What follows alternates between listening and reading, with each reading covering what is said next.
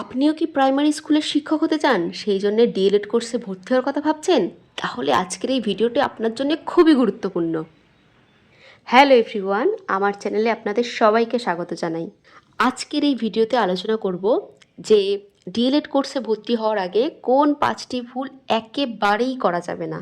এই 5টি ভুল যদি আপনি করে থাকেন তাহলে আপনার টাকা, সময় ও শিক্ষক হওয়ার স্বপ্ন সবটাই কিন্তু নষ্ট হয়ে যেতে পারে। তাই স্কিপ না করে পুরো ভিডিওটা শেষ অবধি দেখতে থাকুন। ভুলগুলো জানার আগে খুব সংক্ষেপে একটু জেনে নিই ডিএলএডটা আসলে কী। ডিএলএডের পুরো নাম হচ্ছে ডিপ্লোমা ইন এলিমেন্টারি এডুকেশন। এটি একটি 2 বছরের কোর্স। আপনি যদি ক্লাস 1 থেকে 5 অর্থাৎ প্রাইমারি এবং ক্লাস 6 থেকে 8 অর্থাৎ আপার প্রাইমারি স্কুলের শিক্ষক হতে চান তাহলে এই কোর্সটি করা কিন্তু আপনার জন্য বাধ্যতামূলক। এবার আসি মূল বিষয়ে। প্রথম ও সবচেয়ে মারাত্মক ভুল হলো কলেজের এনসিটি অনুমোদন আছে কি না তা না দেখেই ভর্তি হয়ে যাওয়া, অর্থাৎ ন্যাশনাল কাউন্সিল ফর টিচার এডুকেশনের অনুমোদন আছে কি না কলেজে সেটা না দেখা। অনেকে এই ব্যাপারটা জানেই না। কলেজের যদি এনসিটি অনুমোদন না থাকে তাহলে সেই সার্টিফিকেট দেখিয়ে কিন্তু আপনি টেট পরীক্ষায় বসতে পারবেন না। তাই ভর্তির আগে অবশ্যই এনসিটির অফিসিয়াল ওয়েবসাইটে গিয়ে কলেজের নাম আছে কি না, আপনি যে কলেজে ভর্তি হবেন তার নাম আছে কি না সেটা চেক করে নেবেন, অবশ্যই এটা করবেন। দ্বিতীয় ভুলটা হচ্ছে খরচের হিসাব না রাখা। সরকারি কলেজে অর্থাৎ ডায়েট যেগুলোকে বলে, সেখানে যদি এই কোর্সটি করেন 2 বছরে মাত্র কয়েক হাজার টাকা খরচ হয়। অন্যদিকে যদি বেসরকারি কলেজ থেকে আপনি করেন তাহলে খরচের পরিমাণটা কিন্তু 60,000 থেকে লাখের ওপরেও চলে যেতে পারে। তাই আপনার যদি রেজাল্ট ভালো থাকে আর কম খরচে আপনি এই কোর্সটি করতে চান তাহলে অবশ্যই সরকারি কলেজেই ভর্তি হবেন। তৃতীয় যে ভুলটি, সেই ভুলটি হচ্ছে উচ্চ মাধ্যমিকের নম্বরের নিয়ম না জানা। সাধারণ নিয়ম অনুযায়ী আপনি যদি এইচএস বা উচ্চ মাধ্যমিকে 50% পান তাহলে আপনি ডিএলএড করতে পারবেন, কিন্তু এসটি এসসি বা ওবিসির ক্ষেত্রে সেটা 5% ছাড় আছে। সেক্ষেত্রে আপনার যদি 45% থাকে তাহলেই আপনি ডিএলএডে ভর্তি হতে পারবেন। কিন্তু অনেকের কম নাম্বার থাকা সত্ত্বেও দালালের চক্করে পড়ে তারা টাকা দিয়ে দেয়।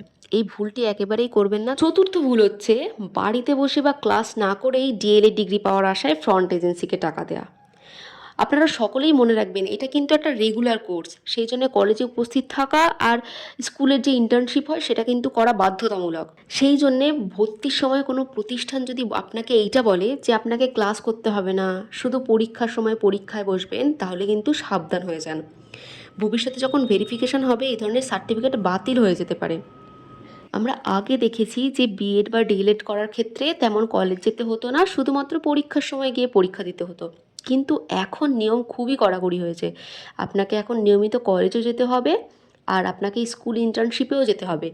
সেই জন্যে আপনি যদি ভেবে থাকেন যে আমি কলেজ যাব না বা স্কুল ইন্টার্নশিপ যাব না, শুধুমাত্র পরীক্ষার সময় পরীক্ষা দেবো, বা কোনো প্রতিষ্ঠান ভর্তির আগে যদি আপনাকে এই কথাটা বলে তাহলে ভাববেন যে সে ভুল বলছে।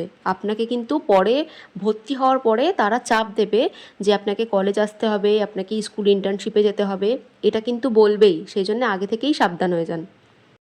পঞ্চম যে ভুলটা সেটা হচ্ছে ফর্ম ফিল আপের সময় নিজের সাবজেক্ট কম্বিনেশান বা মিডিয়ায় ভুল সিলেক্ট করা।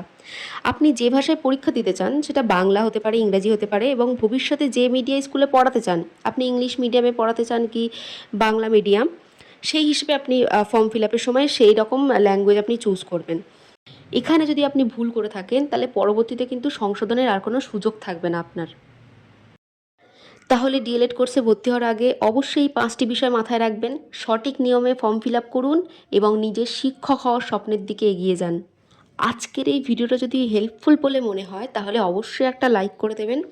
আর আপনাদের যে বন্ধুরা আছে যারা ডিএলএড কোর্সে ভর্তি হতে চায় তাদের সাথে এই ভিডিওটা প্রচুর শেয়ার করে দেবেন। এইরকম আরও কেরিয়ার ও এডুকেশন সংক্রান্ত গাইড পেতে আমার চ্যানেলটাকে সাবস্ক্রাইব করতে ভুলবেন না।